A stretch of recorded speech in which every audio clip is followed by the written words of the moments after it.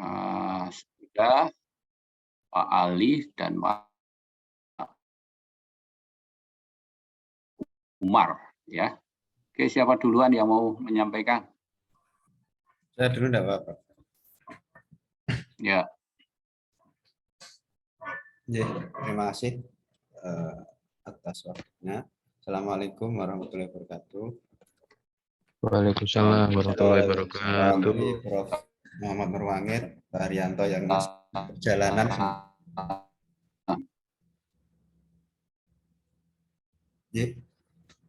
Mohon izin untuk presentasi share screen untuk tema yang sudah kami tulis di proposal. Apakah sudah terlihat teman-teman? Lagi proses. Sudah. Ya, sampun Mas. Jadi judul saya ulangi adalah Guru Sekolah Dasar Profesional Era Digital Study Grounded Theory. Jadi di bab 3 ini nanti menjelaskan dari lanjutan bab kedua seperti itu. Nah, untuk bab 3 ini sebenarnya seperti di pedoman penulisan itu menjelaskan tentang jenis penelitian yang pertama ya. Jadi penelitian yang saya terapkan atau gunakan adalah grounded theory yang ini berasal dari konsep yang digagas oleh Bernie Glaser dan Anselm Strauss sekitar tahun 60-an, kemudian menulis buku Discovery of Grounded Theory. Jadi sedikit saya ulas karena biar tahu sejarahnya gitu ya tentang grounded theory. Kemudian juga dekade mulai 1978 sampai 2011 kayaknya masih ada revisi lagi yang memang grounded theory ini bertujuan untuk menghasilkan teori ya yang dikembangkan dari data karena nanti ada data yang memang decoding seperti itu. Nah, kemudian grounded theory dari simpulan yang saya tulis itu intinya metode penelitian yang dalam rangka menghasilkan teori dasar ya karena grounded dan teori dasar ya grounded teori ya basic ataupun dari tanah gitu ya yang diperoleh melalui suatu fenomena yang dalam konteks ini adalah guru sekolah dasar profesional era digital. Yang ini pada konteks ini kita fokus studi dan mengumpulkan data dari berbagai sumber termasuk wawancara, observasi, lapangan. Kemudian dianalisis dengan menggunakan kodifikasi atau kode dari sampling teoretis yang sudah didapatkan oleh peneliti.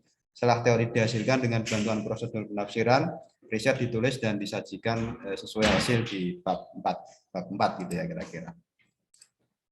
Nah, lalu untuk lokasi sesuai rencana dulu awalnya di Jawa Tengah dan DIY, tapi saran promotor terlalu lebar, maka kita fokus di Kota Semarang dan secara rinci nanti menyasar kepada sekolah dasar, dinas pendidikan, RPTK dan organisasi profesi guru yang kita tentukan. Kemudian waktu penelitian memang belum saya buat rigid tapi ada di lampiran ya. Ini memang sekitar ya kira-kira ya harapan saya itu lebih cepat lebih baik itu 1 tahun 2 bulan ini sejak ditetapkannya topik ini diseminarkan nanti sampai proses penelitian dan ini saya masih menunggu untuk proses validasi instrumen dan seterusnya. Nah, sumber data ini secara umum ada 2 ya, ada data primer dan data sekunder. Terkait dengan data primernya jelas ini ya guru-guru sekolah dasar, kepala sekolah dasar, pengawas, dan pakar pendidikan dasar, karena ada akademisi ya, bisa dosen, guru besar, atau akademisi yang dosen PGSD gitu, dan pemegang kebijakan khususnya di Kota Semarang. Kemudian yang data sekundernya ini berupa catatan laporan dokumen terkait data pendukung ya, untuk mencari apakah guru ini sudah profesional atau belum, mungkin portofolionya, rencana pembelajarannya, media pembelajarannya, dan seterusnya. Nah, kemudian tekniknya ini saya butuh masukan apakah masih butuh survei atau tidak, tapi kalau melihat pertanyaan riset kayaknya tidak perlu, tapi masih saya tulis survei itu ya. Jadi ada wawancara mendalam secara kualitatif, memang setahu saya wawancara terstruktur itu tidak ada ya. Jadi wawancara mendalam nanti instrumennya pun berkembang hanya sebagai pedoman seperti itu. Kemudian ada focus group discussion, ini harapannya kalau kemarin Mas Wahdan 4 kali ya, saya kira sekitar itu ya 4 sampai 5 kali lah untuk mendapatkan data yang akurat. Kemudian survei dan observasi serta dokumentasi. Nah, sedangkan untuk skemanya, jadi dari proses pengumpulan data ini ada beberapa instrumen yang sudah kita gunakan, ada wawancara, focus group, discussion, survei, observasi, dan dokumentasi. Kemudian kita mendapatkan dari informan dan objek informasi, kemudian data itu bisa kita kumpulkan, terus kemudian kita olah seperti itu. Nah, kemudian untuk instrumennya, ini memang meliputi beberapa instrumen ya. Yang pertama ya peneliti itu sendiri karena mengacu dengan riset kualitatif. Kemudian instrumen yang kedua itu ya instrumen pelengkap, mulai daftar pertanyaan wawancara mendalam, daftar teks observasi dan dokumen tertulis yang peneliti lakukan, yang mulai dari buku, artikel jurnal, dan juga instrumen-instrumen lain seperti itu. Kemudian untuk keabsahan data, ini karena mengacu grounded theory, ada beberapa indikator yang sudah saya tulis di proposal itu. Yang pertama kecocokan, kemudian yang bisa dipahami atau understanding ya, dan berlaku umum, dan pengawasan atau ada sebuah kontrol. Tapi secara teknis kami masih butuh pandangan ya, karena baru pertama melakukan grounded theory seperti itu. Kemudian untuk analisis data, ini memang kita menggunakan konsep yang sudah digagas oleh beberapa pakar penelitian ya, utamanya ya Strauss dan Amsam tadi. Intinya sudah dikembangkan pula oleh Creswell.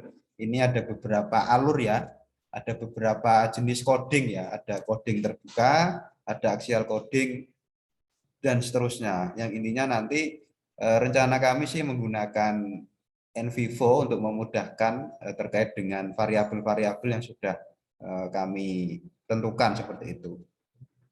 Nah, kemudian untuk paradigma pengodeannya ya bahasanya ya.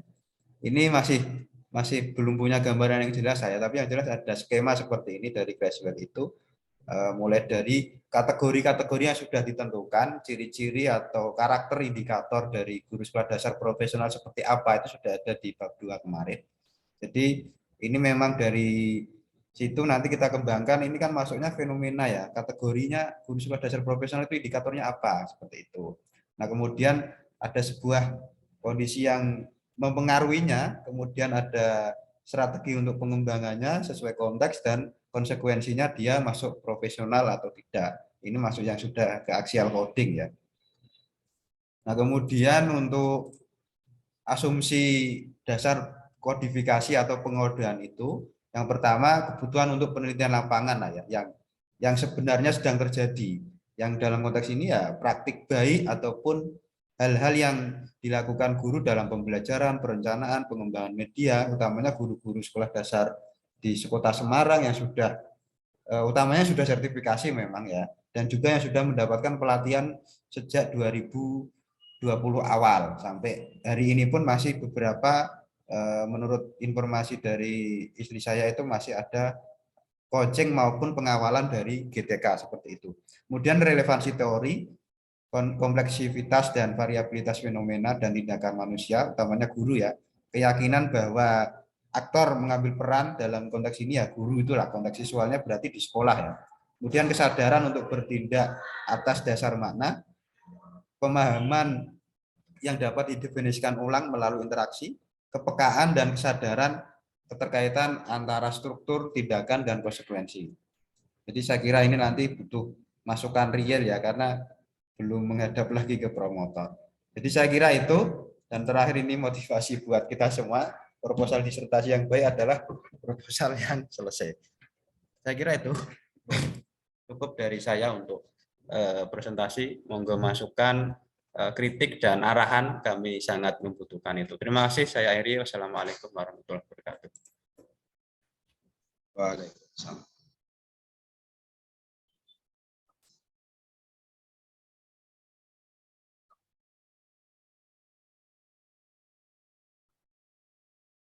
Silakan teman-teman untuk memberikan masukan.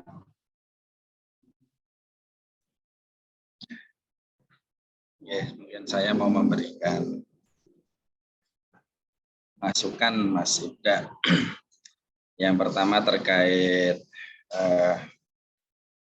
konten dari bab 3 yang sudah disusun dengan sangat berdarah-darah oleh Mas Ida ya. Ini apa ya? Saya melihatnya rasanya masih seperti bab 2. Ya, karena masih terlalu banyak teori.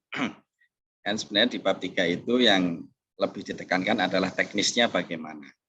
Ya, nanti kalau pakai teori apa, kemudian nanti teknisnya dalam penelitian ini seperti apa. Misalnya.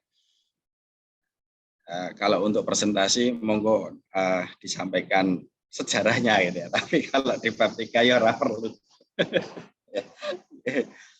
Kemudian ini kan kelihatan sekali nih di bagian awal jenis penelitian, kemudian di akhir itu dituliskan dapat disimpulkan bahwa grounded teori merupakan salah satu. Ini kan bukan kajian teoritis saya kira. Jadi lebih kepada teknisnya. Oke, kemudian yang kedua, meskipun tadi sudah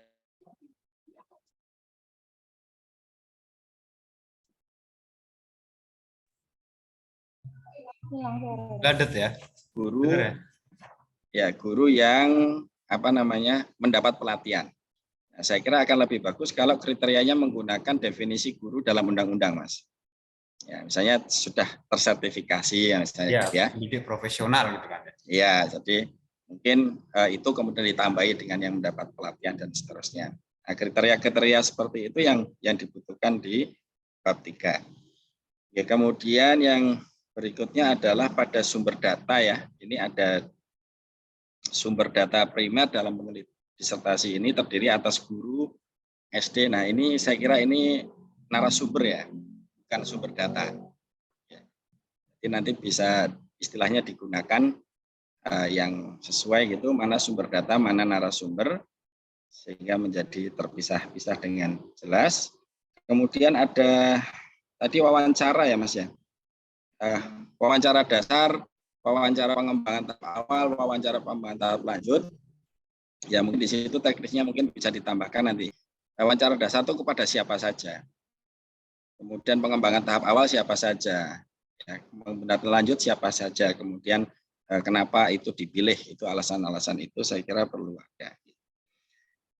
Oke, kemudian ya kalau survei itu saya kira untuk grounded, kalau menurut saya sendiri perlu Mas ya, perlu ya.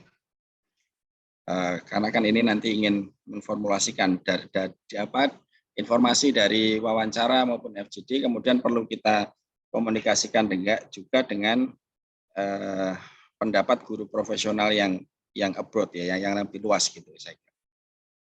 Saya kira itu Mas masukan saya. Terima kasih. Ya, terima kasih Mas Wardan. Nanti saya review lagi. Monggo yang lain atau Prof. Wangit?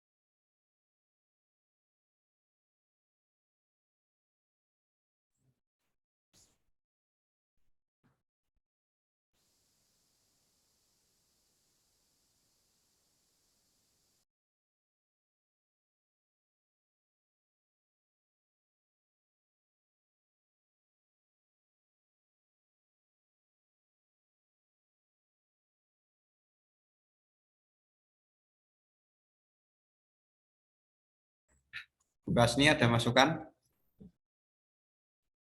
Biar metafisis nanti ya.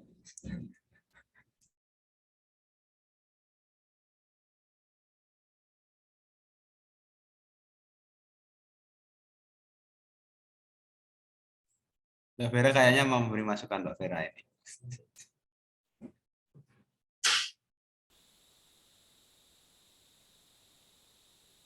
Ayo Mbak Ani.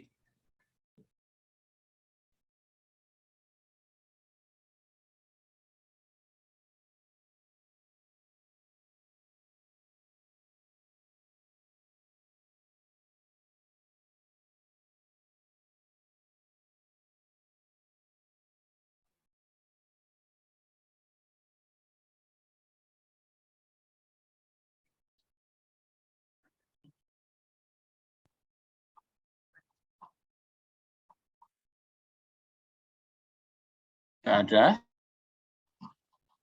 Malu-malu perannya, Prof. Ya udah. Begitu saya dulu. Di bab 3 ini untuk Pak Ida secara umum gini ya. Jadi bab 3 itu kan metode penelitian. Itu kan cara melakukan penelitian. Jadi saya kira langsung saja, sebab ini kalau kita baca, Pak Ida ini lebih banyak ke metodologi, jadi ilmunya, itu ya. Jadi metode penelitian caranya malah menjadi agak samar kayak begitu. Nanti langsung aja saran saya yang pertama itu secara keseluruhan ya. Tentang sejarah dan sebagainya ya macam-macamnya silahkan aja itu. Tapi apa yang akan dilakukan itu aja. Nah, nanti itu menjadi pengetahuan ketika ada pertanyaan, diskusi dan sebagainya Anda sudah siap. Tapi tidak perlu dituliskan di sini semuanya. Itu yang pertama. Terus yang kedua, ini grounded di bagian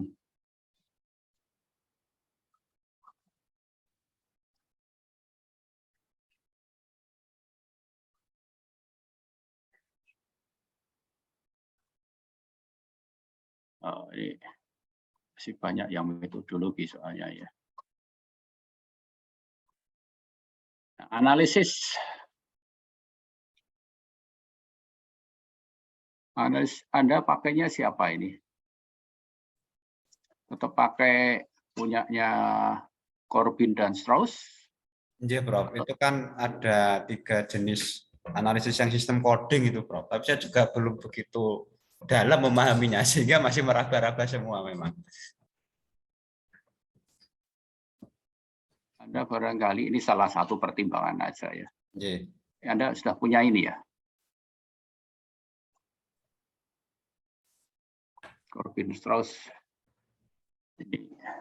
Teknik prosedur for developing grounded theory. Sudah punya belum? Yang edisi lama, pertama saya punyanya, Prof. Oh, ini yang kelihatannya lebih baru ini ya. Jadi di sini Ya, sudah update ini, Prof. Ya, kelihatannya lebih apa isinya ini cukup tebal buku ini ada 954 halaman. Ya. Jadi khusus di sini di bagian ini kalau tadi analisis ini di bagian 2 ini mulai dari open coding tadi yang Anda sampaikan. Itu dibahas sampai detail sampai contoh-contohnya dan seterusnya. Sampai penulisannya. Nah, kayak begitu. Saya kira itu lebih jelas ya, mengembangkan konsepnya, menganalisis data secara konteks, ya, proses kepada analisisnya, mengintegrasikan kategorinya, sampai dengan penulisan akhir di sini 2 bab ini sendiri. Dan ini panjang, lebar, dan dalam ini kelihatannya. Jadinya volume. Tidak hanya luas ya, gitu ya. Gitu. Ya. Nanti bisa saya kirimkan ke Pak tadi untuk pertimbangan analisis saudara tadi. Sebab saya ikuti apa namanya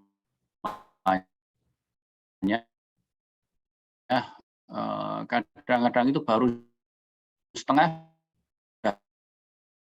ganti sumbernya malah kayak begitu sih. Tapi saya lihat karena sumber yang Anda pakai berganti-ganti sehingga malah terkesan belum selesai kayak begitu. Jadi misalnya seperti tadi Anda sampaikan, Anda ngikuti punyanya di awal itu ada di analisis data ya, pengkodean grounded, Anda pakai Corbin dan Strauss gitu ya. Tapi di bawah setelah kedua itu kemudian di bawahnya ada Creswell, kemudian rinci tahapannya ada jadi Warul Saifullah dan Warul dan Saifullah loh ini kok. Kelihatannya itu belum selesai kalau saya baca di bukunya yang tadi itu ceritanya gitu. Ini sudah ganti lagi ya kayak gini ya. Kayaknya satu konsep gitu aja gitu, Prof. Dari 1-10. Iya, kalau kita saran saya kalau pakai Corbin dan Strauss ya ikuti itu sampai selesai taat asas ya, kayak begitu ya, biar nanti tidak. Ini modelnya yang mana lah, kalau ada orang yang straight nanti bisa jadi debat panjang itu nanti. Ya. Ya.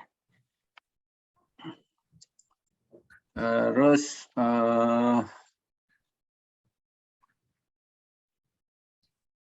kelihatannya catatan saya yang besar itu aja. Jadi di metodologi ditulis ya metode penelitian, tapi jangan metodologinya gitu ya. Kemudian di analisisnya ini biar tuntas kayak begitu. Kalau boleh sedikit ke belakang di bagian pertanyaan kelihatannya itu saya agak mengganjal ya. Ini memang hanya dibatasi kompetensinya pedagogik dan profesional aja itu. Ya. Sebab di atasnya ada nomor 1 itu kategori kompetensi, terus 2, 3 itu hanya 2 pedagogik dan profesional. Oh itu sesuai ini Prof. Kemarin kan di undang-undang itu memang 4 ya. Tapi di PPG atau di pendidikan profesi guru itu yang di apa ya core-nya itu pedagogik dan profesional. Hanya itu hanya 2 itu. Kalau penguasaan di teknologi era digital itu di pedagogik apa profesional? Pikiran saya itu. Kalau sesuai dengan yang saya tangkap di situ memang masuk ke dua-duanya. Jadi dua-duanya. Iya, sesuai apa 10 lebih indikator yang sudah kami tulis itu, Bro. Memang di dalam konteks pedagogi digitalnya di situ mulai perencanaan sampai pembelajaran, pengembangan media, profesional itu berkaitan dengan profesinya yang memang mau nggak mau harus berbasis digital seperti itu. Iya, kalau yang profesional yang apa? Kalau pedagogi kan itu sejak dari perencanaan sampai akhir evaluasi harus digital. Kalau yang profesional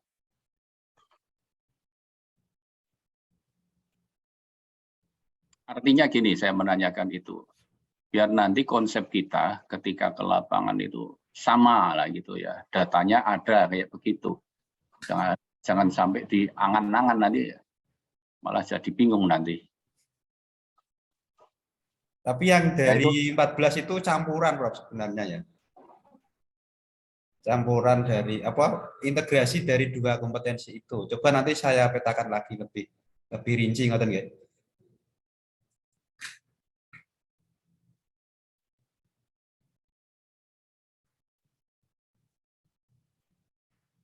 Ya, nanti dipertimbangkan. Saya kira itu dari Iya, Bro. Matur nuwun, Bro. Bukunya boleh minta nggih, Prof, tadi ya, Bro.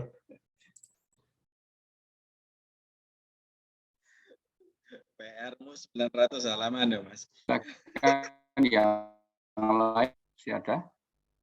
Ya, karena agak tebal, barangkali nanti pakai email Pak Ibda biasanya. Kalau WA nggak kuat itu. Iya. Mohon izin nanti saya japri emailnya, Bro. Ya. Terima kasih, Bro.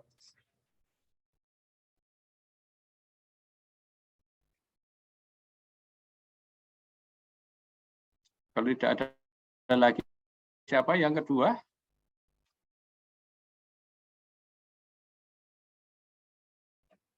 Pak Umar.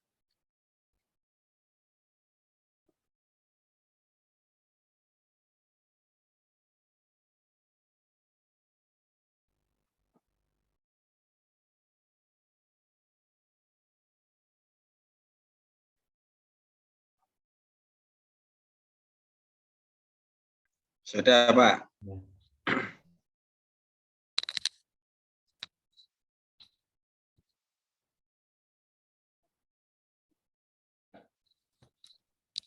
Assalamualaikum warahmatullahi wabarakatuh.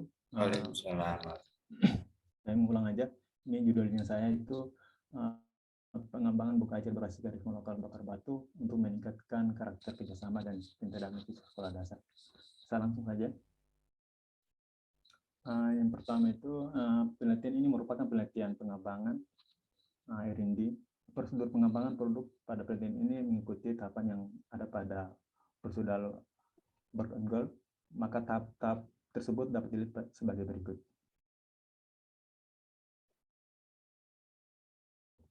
Ini ada 10 tahap. 10 tahapnya akan saya jelaskan dari berikut. Yang pertama, studi pendahuluan. Nah, studi pendahuluan ini ada 2. Yang pertama itu ada analisis kebutuhan guru di beberapa sekolah. Maka dapat ditentukan bahwa Suaranya kecil ya?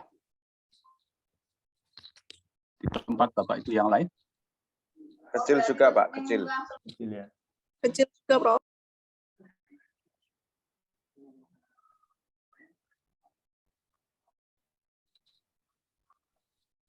Halo teman-teman. Suaranya jelas? Halo? Masih agak kecil, masih agak kecil Pak Umar.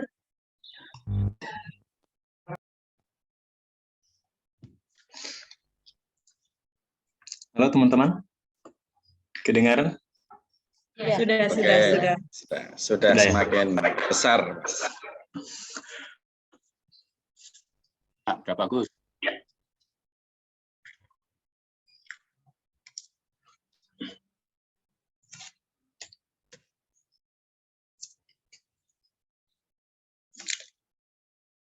Yang pertama itu studi pendahuluan.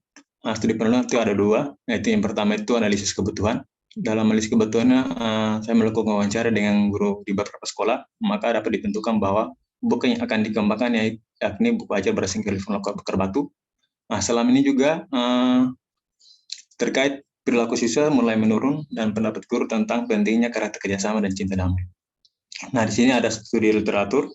Studi literatur dilakukan dengan mengkaji teori yang berhubungan dengan produk yang dikembangkan, serta teori perkembangan nilai karakter, yakni karakter kerjasama dan cinta damai. Kaitannya dengan buku ajar. Terus yang kedua itu perencanaan. Nah, di dalam perencanaan sini saya menganalisis materi pembelajaran untuk isi buku kearifan lokal Bakar Batu melalui analisis KI dan KD, indikator, pemetaan tema dengan subtema dan instrumen. Mungkin teman-teman bisa lihat di proposalnya saya. Di situ kan saya belum mencantumkan pemetaan tema dan subtema karena saya sendiri masih mencari-cari kira-kira tema dan subtema yang mana cocok untuk kearifan lokal Bakar Batu. Terus yang ketiga itu mengembangkan produk awal. Di sini membuat kerangka dasar buku ajar berbasis kearifan lokal serta melakukan validasi. Itu ada 2, ahli materi dan ahli media. Selanjutnya uji coba lapangan awal. Di sini uji coba lapangan awal produk melibatkan siswa kelas 4. Saat ini saya fokusnya ke kelas 4 SD Negeri 1 Mimika, sebanyak 20 siswa dan guru kelas untuk mengetahui respon dalam penggunaan buku ajar berbasis kearifan lokal Bakar Batu. Nah, di sini saya tekankan lagi bahwa saya penelitian nanti di Kabupaten Mimika, tetapi sekarang lagi hangat-hangat dengan perang antar suku. Jadi mungkin ke depan saya bisa rubah tempat lokasi penelitiannya karena sekarang lagi hangat-hangat perang antar suku. Terus yang selanjutnya itu revisi produk. 1, melakukan perbaikan dengan menganalisis kekurangan buku ajar selama melakukan uji coba lapangan awal. Terus uji coba lapangan utama. Di sini saya uji coba lapangan utama perlu melibatkan siswa kelas 4 SD Negeri 2 Mimika dan SD Negeri 3 Mimika sebanyak 30 siswa dan guru kelas untuk mengetahui respon dalam pengguna buku ajar. Terus ini adanya revisi produk 2, melakukan perbaikan dengan menganalisis kekurangan buku ajar selama melakukan uji coba lapangan. Uji coba operasional, pengujian keefektifan buku ajar yang melibatkan pemakai produk dengan desain kuasi eksperimen yang dilakukan di kelas 4 di SD Impres Timika 1 berjumlah 32 siswa dan SD Impres Timika 2 berjumlah 32 siswa sebagai kelas eksperimen serta SD Impres Timika 3 sejumlah 31 siswa sebagai kelas kontrol. Penentuan sekolah didasarkan pada karakteristik sekolah yang hampir sama. Terus revisi 3, melakukan perbaikan dengan menganalisis kekurangan buku ajar selama melakukan uji coba operasional. Terus yang terakhir, diseminasi terbatas dengan kegiatan sosialisasi dan pelatihan dalam membuat bahan ajar berupa buku ajar berbasis kearifan lokal di lokasi penelitian. Selain itu, diseminasi melalui forum-forum ilmiah atau penerbitan jurnal ataupun melalui media massa. Yang C, desain uji coba produk. Desain uji coba dilakukan dalam rangka menyempurnakan buku ajar berbasis kearifan lokal bakar batu dan mengetahui efektivitas produk yang digabungkan dan dilakukan secara bertahap, yaitu uji coba lapangan awal, uji coba lapangan, dan uji coba pelaksanaan lapangan. Sebelum buku diajar diuji coba, maka dilakukan validasi pada ahli materi dan ahli media.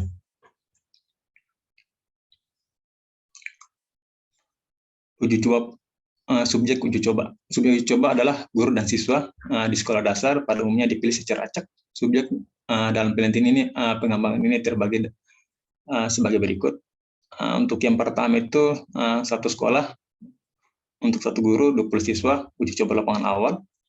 Terus 2 sekolah, 2 guru, 30 siswa untuk uji coba lapangan utama. Terus yang ketiga, 3 sekolah, 3 guru, 95 siswa untuk uji coba lapangan operasional. Terus di teknik dan instrumen pengumpulan data. Yang pertama itu skala untuk ahli materi dan media, terus ada wawancara, terus ada angket, observasi, terus adanya tes karakter kerjasama dan cinta damai. Nah, di dalam tes karakter cinta damai ini yaitu ada soal berupa esai, yaitu soal cerita yang nanti siswa itu bersama-sama mereka mengerjakan untuk melihat apakah indikator-indikator yang tercantum dalam soal nanti dalam cerita itu apakah tercapai atau tidak. Nanti di dalam tes karakter kerjasama itu nanti diuji oleh Engen untuk melihat peningkatan karakternya. Di dalam wawancara juga angket beserta observasi, instrumen saya belum lengkap karena satu dan lain hal, jadi masih aspek-aspeknya aja, untuk sub aspeknya belum saya cantumkan. Terus teknik analisis data yang di sini, analisis data validasi buku ajar, analisis data keefektifan, itu ada pengamatan siswa dan tes karakter. Nah, terus ada uji nilai, uji Engen, uji normitas, uji homogenitas, dan uji T.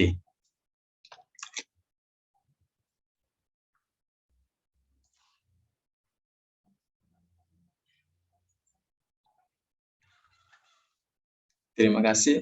Mungkin ada teman-teman mungkin mau bertanya atau mungkin mau menyempurnakan proposal saya. Terima kasih.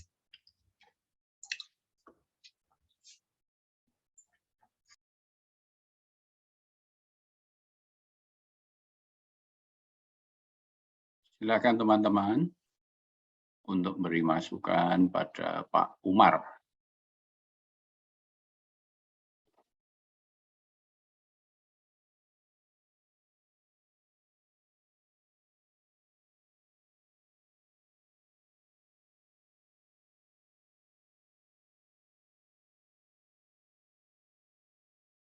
Untuk model pengembangan pada bagian awal ini sudah disampaikan bagaimana modelnya.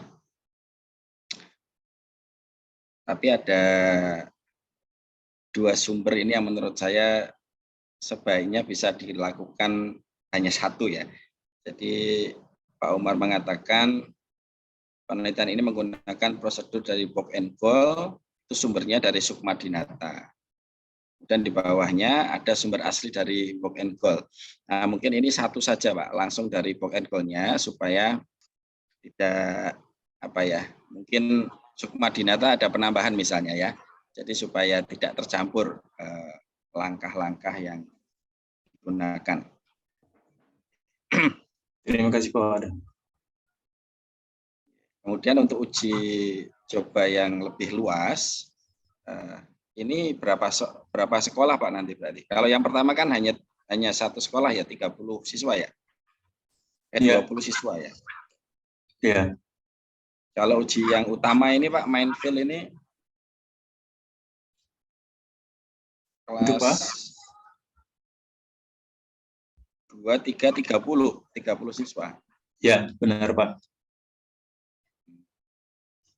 Nah, misalnya di sana ada berapa sekolah Pak? Mungkin ini kalau lebih banyak sekolah, misalnya satu kecamatan gitu ya, atau itu saya kira jauh lebih bagus lagi hasilnya. Kalau banyak Pak.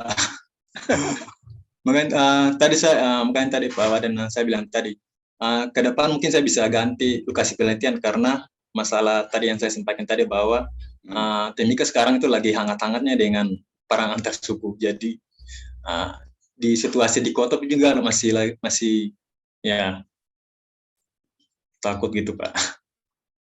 Ya mudah-mudahan nanti pas produknya jadi perangnya sudah reda Pak ya.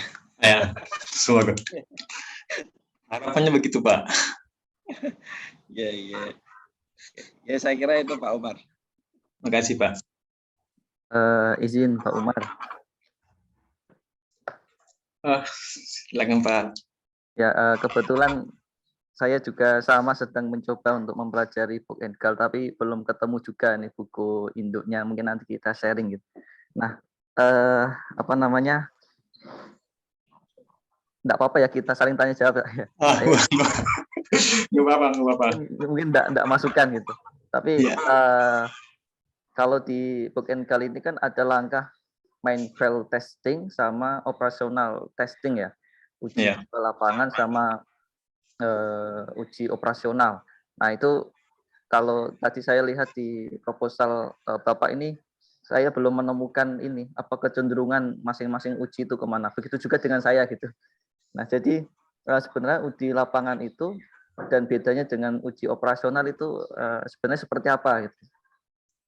Apakah misalkan kalau masukan saya misalkan nih ketika di uji awal itu kita cukup uji keterbatasan keterbatasan dalam uji keterbacaan misalkan.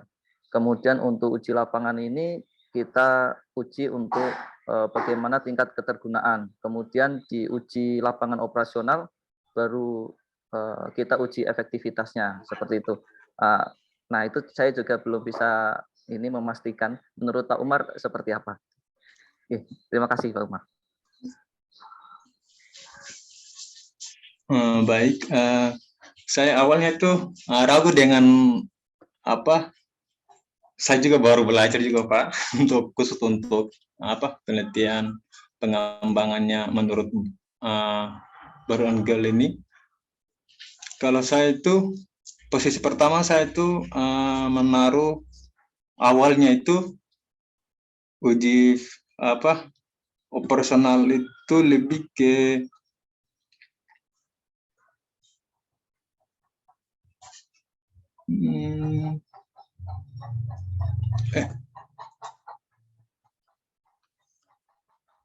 uji kelayakan itu sebenarnya saya lebih awalnya itu saya pindahkan taruh di atas di bagian yang uji tahap awal itu. Nah, tetapi saya pindahkan lagi ke bagian ke bawah itu yang uji kelayakan itu nanti ada pretest dan post ada pretest dan post. Apakah itu betul atau belum? Saya juga belum begitu paham, jujur belum begitu paham. Jadi apakah penempatan yang saya tempatkan itu apakah belum sudah sesuai atau belum begitu? Saya belum memastikan juga sih Pak. Karena model ini bagi saya itu baru, jadi masih belajar Pak. Saya yakin juga pasti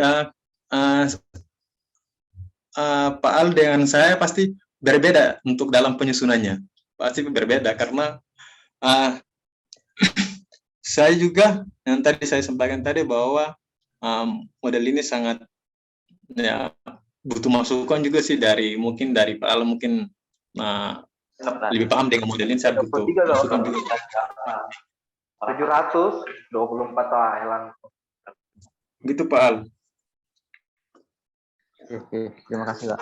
Nanti kita berarti saling sharing dulu Pak. Iya, karena jujur saya sendiri belum, karena jujur kalau saya yang sebelumnya itu waktu S2 itu saya lebih fokus ke ED. Kalau yang ini jujur saya masih baru, masih butuh belajar.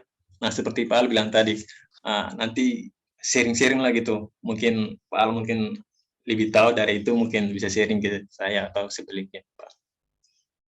Iya, siap Pak. Matur nuwun. Mungkin ada ini apa tambahan dari teman-teman yang lain. Mungkin ada teman-teman yang mau menambahkan. Ya, izin menambahkan Prof. Wangit kalau boleh dan teman-teman.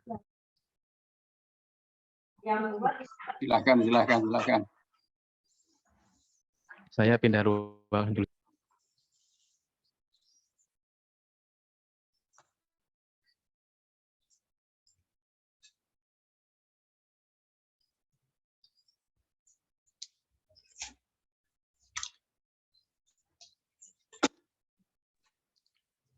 Maaf, tadi di ruangan sebelah agak sedikit. Tadi saya lihat di tempat Pak Umar dan mencermati presentasi Pak Umar. Begini Pak Umar, kalau setahu sependek pengetahuan saya, yang namanya prosedur pengembangan itu tidak bisa kita putus atau tidak bisa kita ubah-ubah bentuknya, gitu Pak. Kalau dapat dari buku seperti itu ya seperti itu. Sehingga misalkan di sini saya mengecek di sini ada uji kelayakan, kok malah ada di nomor 8 gitu. Nah, setahu sependek pengetahuan saya malah uji kelayakan itu sebelum ke lapangan diuji dulu layak apa tidak produknya. Kalau sudah layak baru kemudian diujikan ke lapangan. Kemudian kalau misalkan box and goal ini langkah-langkahnya ada 10. Nah, kami nanti Pak Umar atau teman-teman yang lain bisa mengecek ke beberapa penelitian.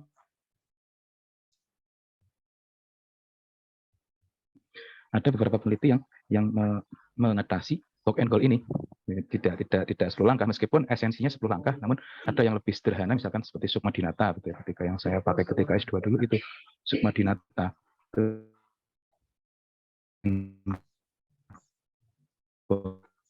Namun tidak menghilangkan esensi dari ini itu Pak Umar dan Pak Harun dan teman-teman yang mengambil. Terima kasih Pak Abdul. Nah, saya kan coba mengambil.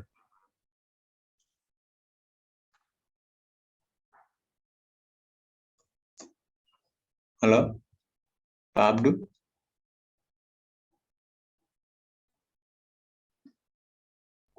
Terputus. Nah, gini, mungkin teman-teman, saya beberapa hari minggu lalu kan berpikir bahwa apakah boleh tidak khusus untuk 10 langkah ini boleh dibatasi tidak, karena saya lihat di beberapa artikel itu memang dibatasi. Nah, tetapi untuk kita yang S3 ini, nah boleh tidak dibatasi, karena saya sih berharap sih bisa dibatasi sih, supaya fokusnya terarah gitu. Kalau lihatnya di artikel pasti dibatasi Pak, karena kadang-kadang artikel menulisnya hanya berbagian dari bagian penelitian, proses penelitian Pak Umar.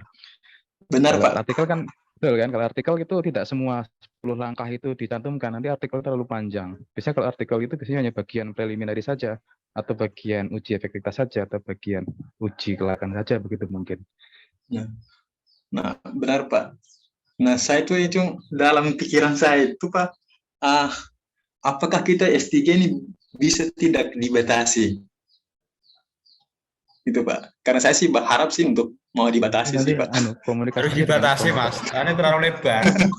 Iya, kalau lebar malah bingung saya, jujur. Malah bingung sendiri. Sesuai arah dari variabel ya menurut saya sih. Ya, variabelnya apa dulu gitu nggak salah. Eranya merdeka. Makasih ya. Makasih teman-teman. Makasih Pak Abdul. Mungkin ada teman-teman lain lagi. Ya intinya membatasi itu bukan untuk membatasi mengecilkan ya, tetapi untuk fokus sebenarnya itu sih. Ya, benar Pak. Fokus. Benar Pak. Benar Pak Ida. Makasih Pak. Ada teman-teman lain lagi?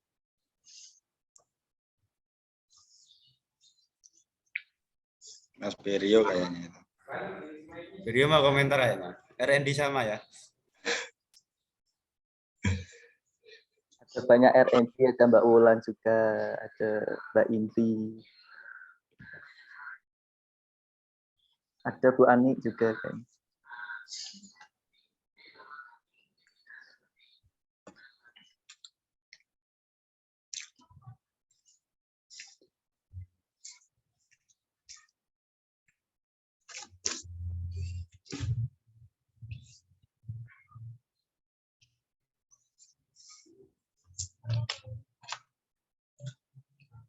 Teman-teman mungkin ada masukan?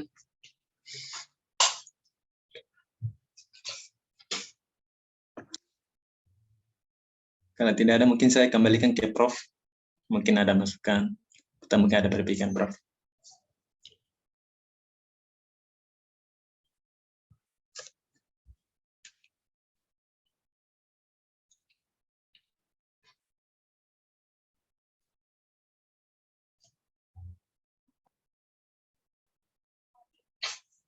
Oke, Pak Umar. Jadi saya share screen dulu ya dari proposal Anda.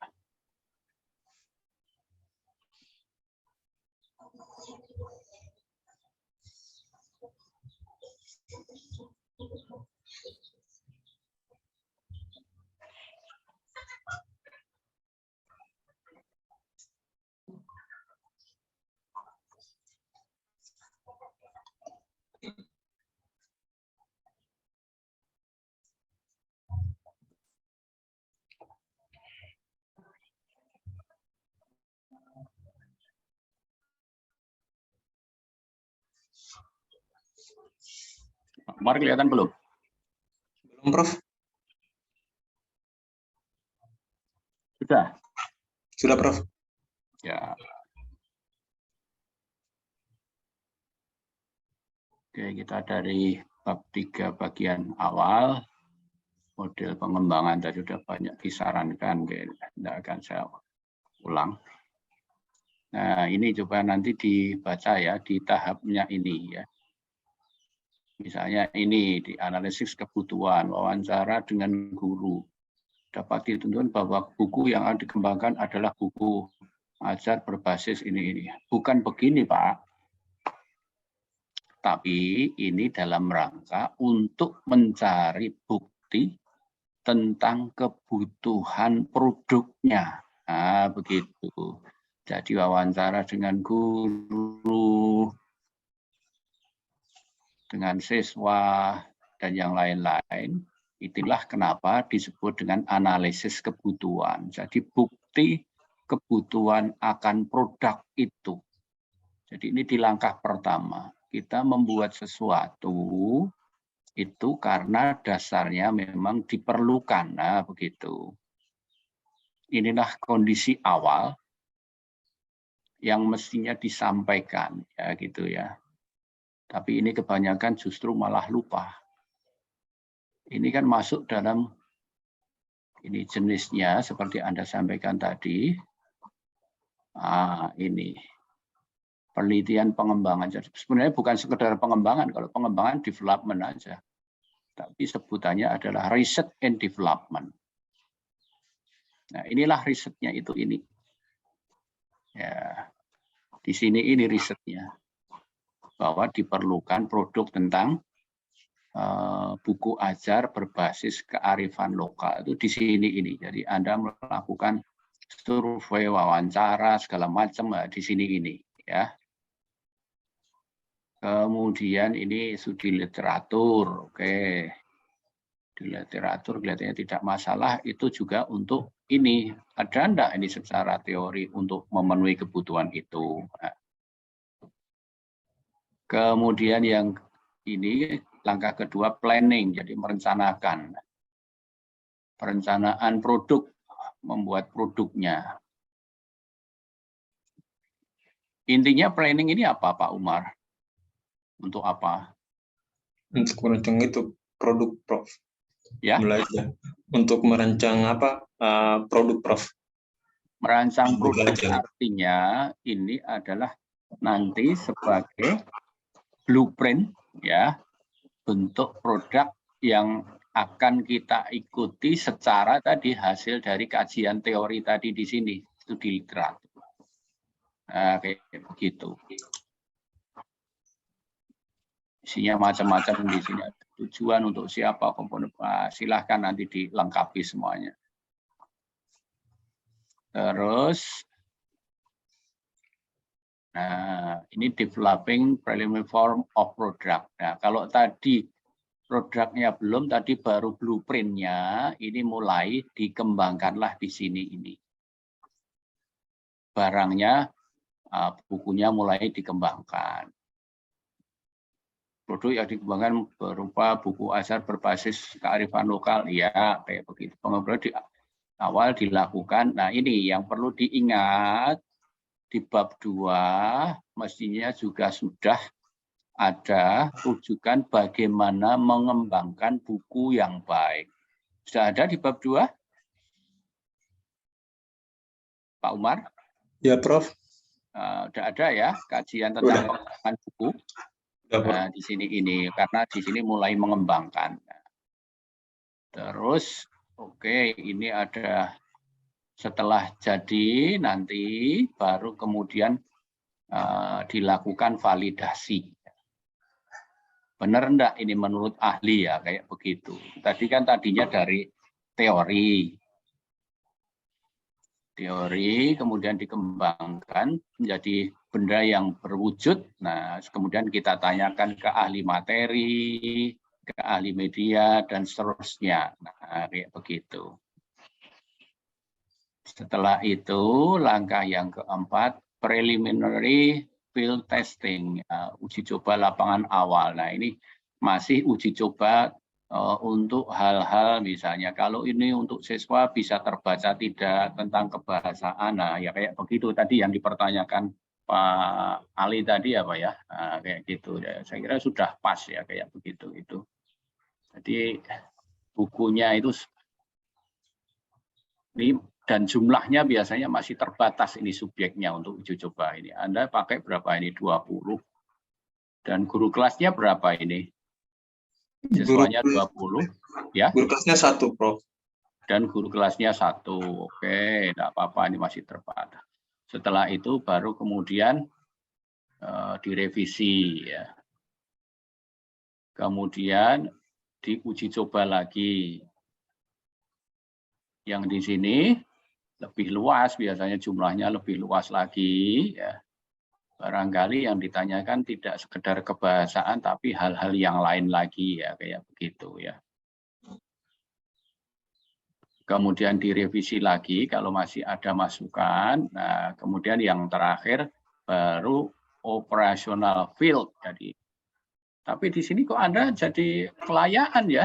Kepada kelayaan mestinya sudah di atas tadi. Oh, baik, Prof. Ya, kelayaan sudah di sini tadi. Di 34 ini tadi. Oh, ya, baik. Ya, Prof. Benar, Prof. Validasi ada di sini. Inilah validasi itu ya kelayaan itu. Ya, Prof. Ya. Ya di sini ini kelayaan itu. Pada ahli materi, ahli media itulah kelayaan itu di situ.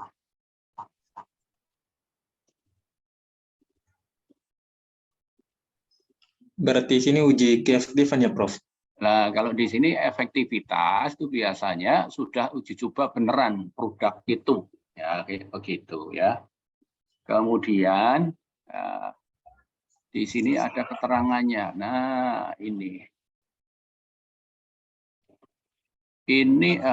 kalau saran saya jangan hanya before after. Akan lebih bagus uji coba produk itu kalau menggunakan kontrol gitu ya. Jadi eksperimen kayak begitu. Tapi kalau Anda kok before after aja ini ya. tapi mestinya menggunakan kontrolnya itu. Ada kelompok kontrol maksudnya, paling tidak sudah saya jelaskan, Prof. Yang biasa kalau Anda kan pakai ini before after ini, maka coba nanti kalau dibuat yang konsisten kalau sudah. Gitu, ya. Nah, nanti untuk berapa jumlahnya tadi ya, silahkan nanti sebenarnya lebih banyak lebih bagus karena nanti untuk digunakan sehingga tidak terjadi kesalahan kayak gitu. Kalau tadi kondisi sekarang di mana? Timika, Prof. Terjadi ada perang antar suku. Iya, Prof. Nah, harapannya nanti kan biasanya setelah perang antar suku benar-benar malah ini. Iya, Prof. Upacara bakar batu kan biasanya. Iya, Prof. Nah, kayak begitu. Jadi ini nanti pas di situ malahan ya. Oke. Baru kemudian revisi lagi ya kayak gitu. Kemudian didiseminasikan. Nah, ketika diseminasi ini kan biasanya bisa melalui forum, melalui jurnal, media massa. Ini potong-potongan. Jadi sampai di 10 langkah ini tidak utuh biasanya. Tapi sampai 10 langkah ini adalah proses untuk membuat satu produk. Nah, kalau menurut Borg and Gold ini utuh. Tidak bisa dipisah-pisah sebenarnya, kayak begitu, ya, tidak bisa dipisah-pisahkan. Perkara nanti kemudian ketika publikasi dipotong-potong, misalnya tadi need analysis sendiri ada satu jurnal, silahkan. Kemudian ketika eksperimen akhir ini tadi uji coba, ya, uji coba efektivitas ini satu jurnal, silahkan, dan seterusnya kayak begitu.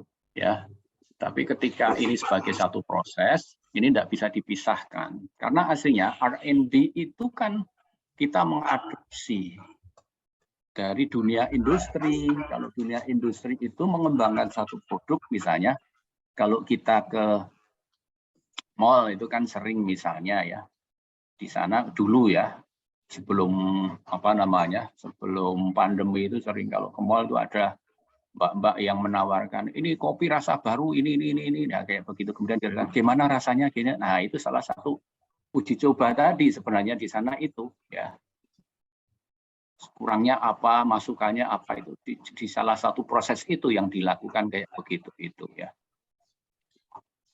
Oke, jadi sekaligus menjawab, saya mencoba tadi ada pertanyaan apakah bisa dipotong-potong. Kalau sebagai proses untuk menghasilkan satu produk, ini tidak bisa dipotong-potong begitu ya, apalagi kalau S3. Tapi kalau tentang bagaimana publikasinya, ya bisa sebagian-sebagian, tidak masalah. Nah, makanya di sini ini di bawah kalau tadi before after ya, tapi kalau di sini desainnya sudah kuasi eksperimen, nah, makanya dibuat yang konsisten ya dengan yang atas tadi ya Pak ya. Baik, Prof. Nah, ini kalau di sini kan sudah kuasi. Hanya saja ini tolong diperjelas bagaimana kuasi eksperimennya akan dilakukan. Ya, kontrolnya itu siapa? Kalau namanya kontrol, mestinya kan ada perlakuan juga, perlakuannya seperti apa, sehingga layak untuk dibandingkan, dan seterusnya, itu harus jelas. Terus di sini teknik dan instrumen pengumpulan data. Nah, di sini pahami baik-baik teknik dan instrumen pengumpulan data. Jadi ini sudah teknik satu ya. Artinya teknik pengumpulan data begitu. Jadi teknik pengumpulan datanya apa yang dilakukan ini? Yang digunakan apa? Tapi ketika saya baca di bawahnya teknik pengumpulan data kok ada satu kok skala. Kalau skala itu bukan teknik pengumpulan data, Pak. Itu sudah instrumen. Nah, ini campur aduk kelihatannya Bapak menjelaskannya di sini. Ya, ini kalau wawancara oke, itu teknik ya. Tapi kalau skala ini instrumen, ini sudah instrumen. Ada angket, pengamatan ya. Coba nanti ditata lagi ya Pak ya. Baik, Prof. Ya, instrumennya yang mana, tekniknya mana, instrumennya yang mana. Terus teknik analisis. Ini kelihatannya ada sedikit catatan juga teknik analisis.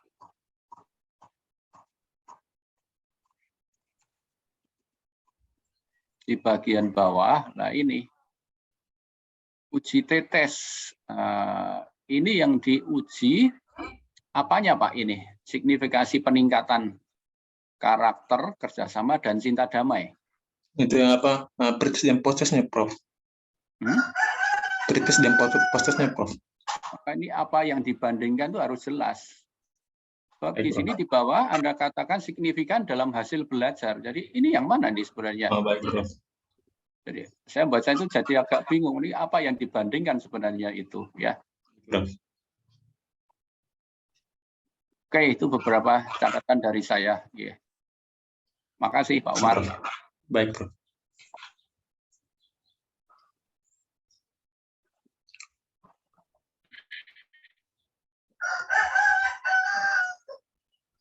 Masih ada? Izin Prof. Oh, masih. Halo?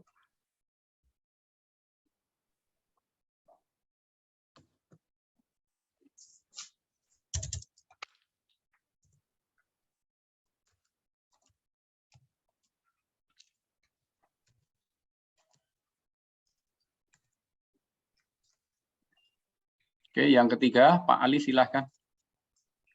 Ya, Prof, izin untuk share screen.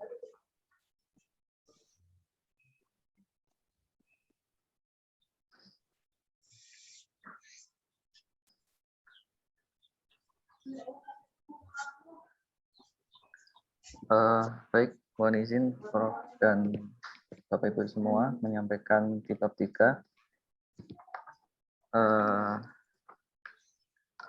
Mungkin saya awali dengan judul saya terlebih dahulu, yaitu pengembangan model blended learning berbasis gamifikasi sebagai upaya mengoptimalkan motivasi dan partisipasi belajar peserta didik di sekolah dasar. Mohon maaf masih sederhana, insya Allah akan segera dilengkapi.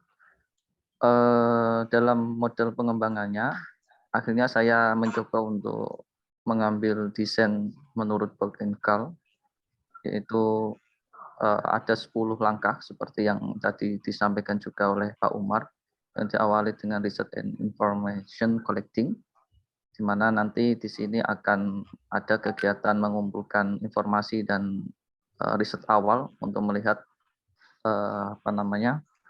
keterbutuhan dari suatu produknya, kemudian dilanjutkan dengan planning atau perencanaan dari pengembangan suatu produk dari hasil studi pendahuluan tersebut, kemudian develop primary form a product, yaitu pengembangan mungkin draft gitu ya, mengembangkan draft sehingga akan muncul blueprint yang akan digunakan untuk mengembangkan blended learning berbasis gamifikasi.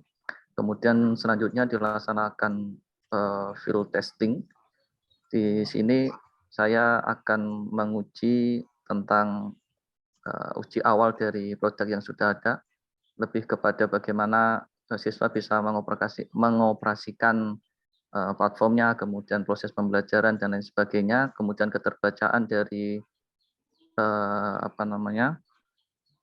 hasil pengembangan, kemudian dilanjutkan dengan revisi, kemudian dilanjutkan dengan main field testing, dan dilanjutkan dengan revisi lagi dari main field testing, dan yang uji terakhir adalah operational field testing untuk melihat uji operasionalnya, yaitu bagaimana produk ini akan efektif terhadap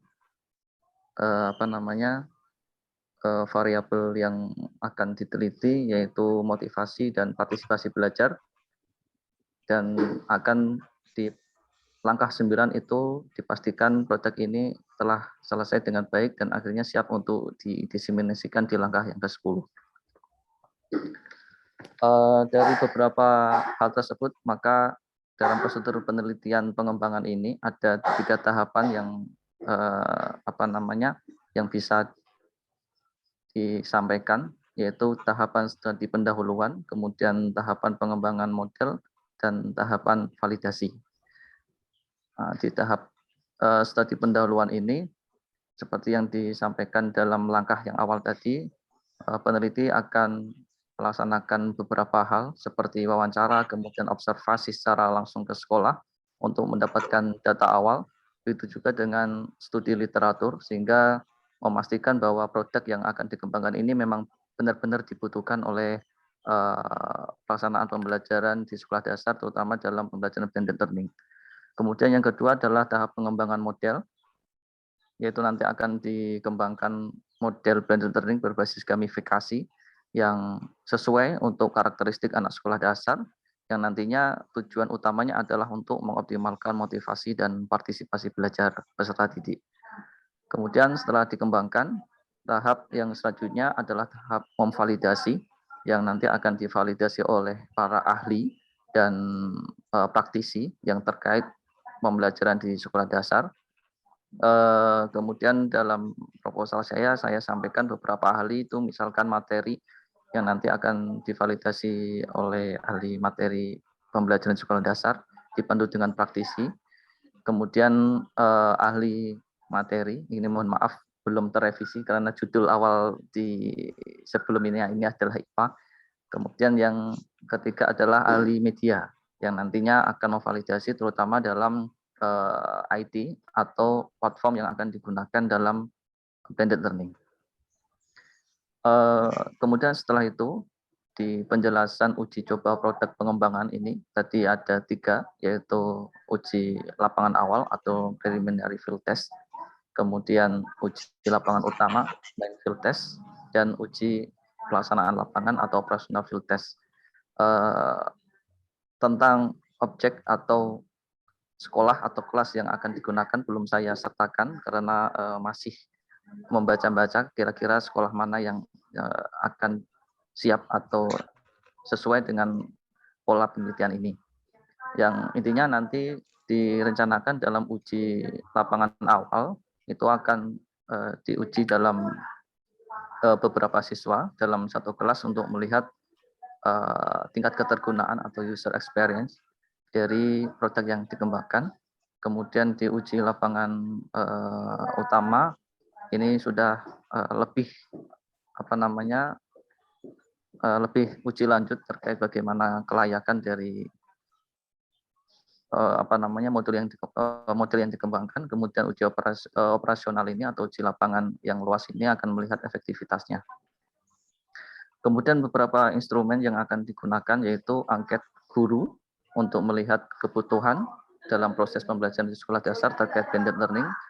Begitu juga dilengkapi dengan wawancara terstruktur dengan guru untuk melihat bagaimana proses pembelajaran blended learning di sekolah dasar.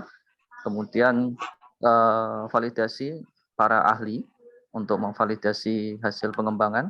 Kemudian didukung juga dengan praktisi atau guru untuk melihat kelayakannya. Kemudian yang terakhir adalah angket untuk peserta didik untuk melihat motivasi belajar dan partisipasi belajar. Dalam proposal saya masih sebatas engine, artinya adakah peningkatan, kemudian seberapa besar peningkatan mungkin nanti akan disempurnakan dengan uji eksperimen. Mungkin itu yang bisa saya sampaikan, kurang lebihnya mohon maaf dan terima kasih.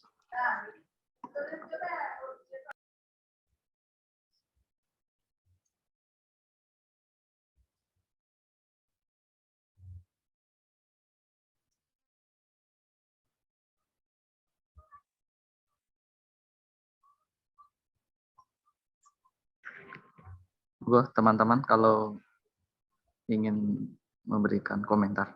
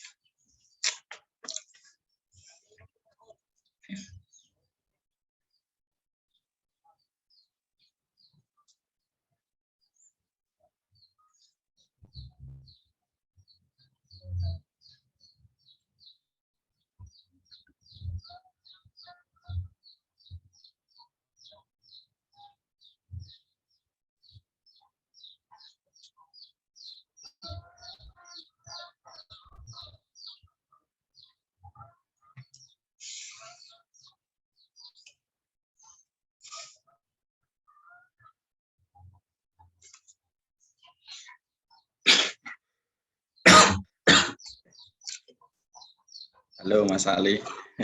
Oke, Pak Den. Terkait kisi-kisi ini. Kisi-kisi ini dikembangkan sendiri atau mengadopsi dari penelitian lain yang mungkin sudah disebutkan pada bab 2? Itu ada penelitian yang sudah menggunakan, kemudian saya ambil.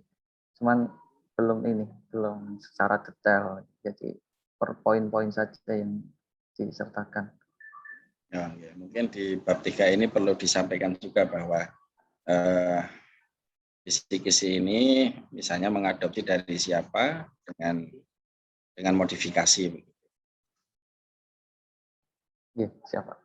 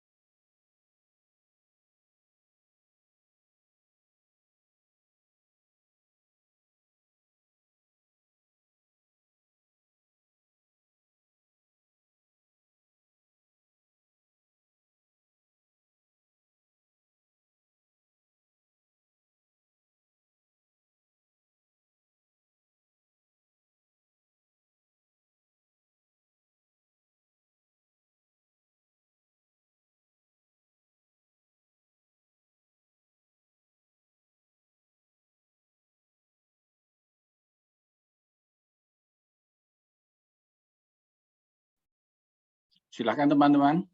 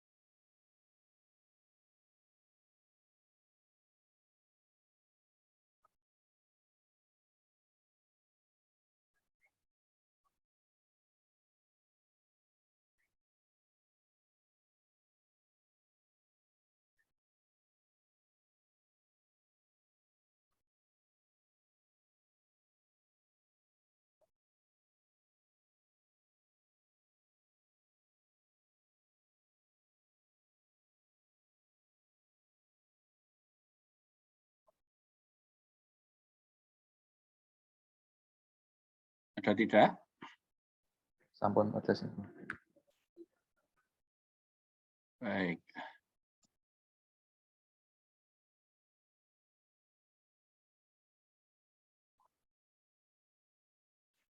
Sudah kelihatan Pak Ali? Iya, sampun.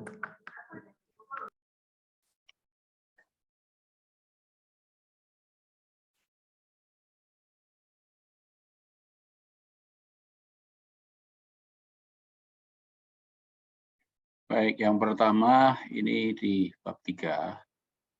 Catatan saya di sini. Langkah utama siklus R&D, kalau Bohr and Gale itu ada 10 ya. Tapi di sini yang Anda jelaskan hanya 6 ini. Iya, Prof. Itu ada kayak gabung-gabung gitu, Prof. Yang 4 itu apa, uji langsung tes gitu. Misalkan primary field test dan kalau Anda ambil dari Bohr and Gale enggak kayak begitu. Jadi kalau Bohr and Gale itu tahu nih, kelihatannya saya nggak nulis 6, nah, mungkin gitu dia jawabnya ya. Siapa? Kecuali itu sudah diadopsi, alasannya ini jelas kayak begitu ya, dirubah-rubah itu. Tapi kalau Anda katakan ya gini itu mestinya 10 ya gitu ya. Nih, yang pertama itu.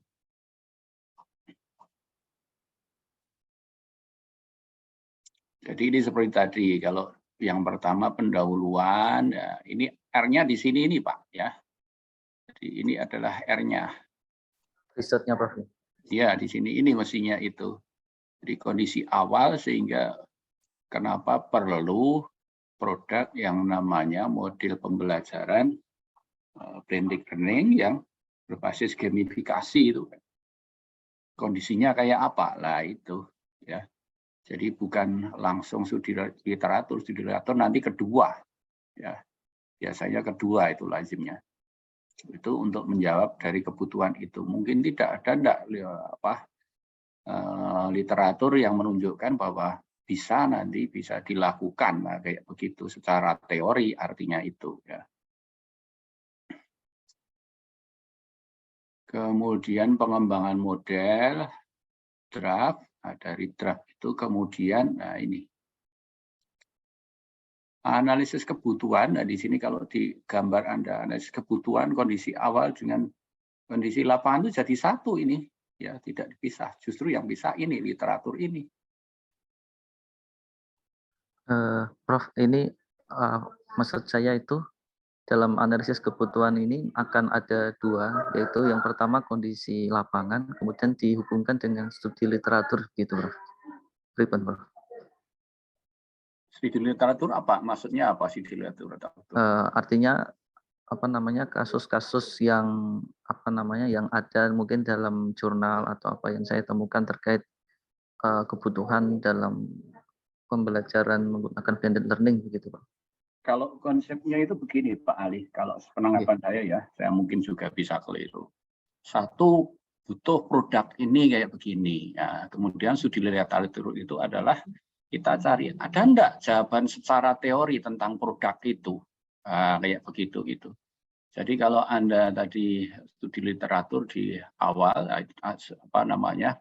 fakta-fakta empiris ataupun yang sifatnya penelitian itu juga termasuk empiris. Jadi kita wawancara, kita kemudian buat laporan, nah itu semuanya adalah kondisi lapangan itu.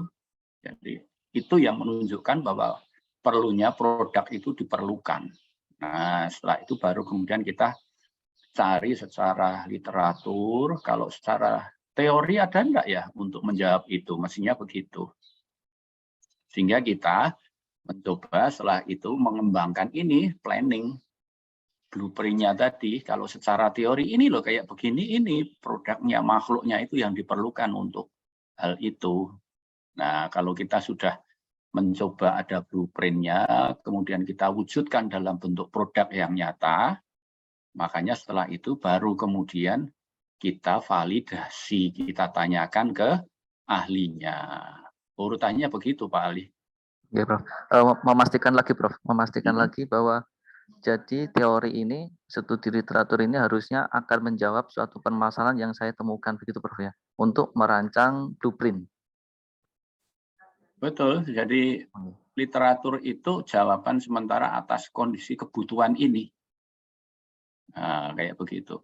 Misalnya ya, dulu kalau di kutub itu tidak mungkin kita menggunakan roda seperti di tempat kita yang tidak banyak esnya, ya, kondisi geografisnya berbeda. Bisa enggak ya kondisi kayak begitu? Ya. Maka secara teori, bisa nanti dibuat shockbreaker-nya begini, bentuknya kayak begini, gini, ya, kayak begitu. Itu teori yang jawab. Dari teori itu maka kemudian diwujudkan. Nah, kayak begitu. Kebutuhan-kebutuhan kayak begitu itu seperti ini desas-desus yang sekarang ya. Kemarin ketika misalnya Samsung Fold itu belum keluar ya. Bisa enggak ya, ini kan Samsung yang HP yang tadinya kecil. Kemudian berkembang besar lagi. Bisa enggak ya dibuat yang kecil sehingga tidak terlalu mengganggu nanti kalau dibawa. Bisa, caranya nanti ditekuk. Nah, yang di fold itu modelnya. Nah, maka kemudian itu kebutuhan teori dikembangkan. Maka waktu itu kan antara Samsung dan Huawei kalau tidak keliru ya, mencari bersama secara teori gimana caranya. Nah, cari teknologinya. Akhirnya terwujud. Nah, kayak begitu gitu. Itu kan asal mulanya kan semuanya dari sana itu. Gitu. Siap, Prof. Oke. Terus ke bawah. Nah, barangkali ini perlu dilengkapi, Pak, kayak tadi ya.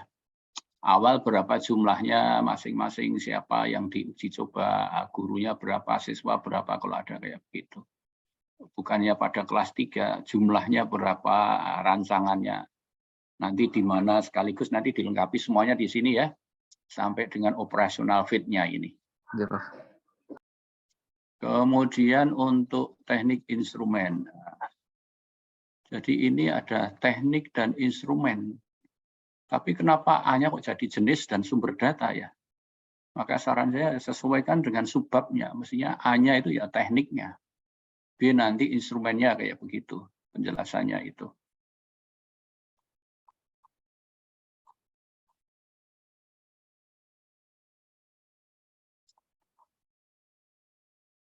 Itu untuk penyampaiannya. Nah, kisi-kisinya. Coba kisi-kisi nanti dilengkapi ya sebelum kita, apalagi S3 itu mestinya kita bisa menampilkan lebih lengkap lagi gitu ya. Kisi-kisi dari mana bisa diceritakan. Kalau dikembangkan sendiri dari teorinya siapa, sejak dari bab 2 sudah muncul. Tapi kalau di kita itu melakukan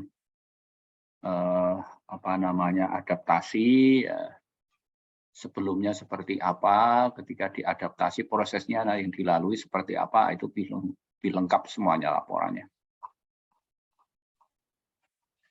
Terus ini soalnya semuanya kok langsung kisi-kisi kayak begitu. Ya. Satu lagi di bagian akhir kelihatannya di analisis ya. Analisisnya kenapa hanya n-gain? Pertanyaannya. Ya, Prof. Belum kepikiran ke arah eksperimen. Nanti insya Allah dilengkapi, Prof. Kalau n-gain itu hanya tahu bahwa itu ada perbedaan angka lah kayak gitu, angka yang diperoleh. Tapi apa signifikan tidak kita nggak ngerti. Nah, kayak begitu n-gain itu. Maka akan lebih bagus. Nah, sekaligus kalau nanti sebagai kriteriumnya apa toh? Ini dengan pembelajaran menggunakan model blended learning berbasis gamifikasi ini. Apa kriteriumnya apa? Variabel X-nya apa? Blended learning berbasis gamifikasi, kemudian Y-nya berarti ada 2, yaitu motivasi dan partisipasi belajar, Prof. Motivasi dan partisipasi belajar itu tolong nanti sejak dari bab 2 sudah dibahas ya. Karena tergantungnya itu mestinya di sini ini yang kemudian kita bandingkan ya. Apakah motivasinya berbeda signifikan, partisipasinya juga berbeda secara signifikan. Nah, nanti bisa dilihat di sini. Ya, Prof. Oke, saya kira itu Pak Ali dari saya beberapa catatannya. Prof, matur nuwun sangat, Prof. Oke.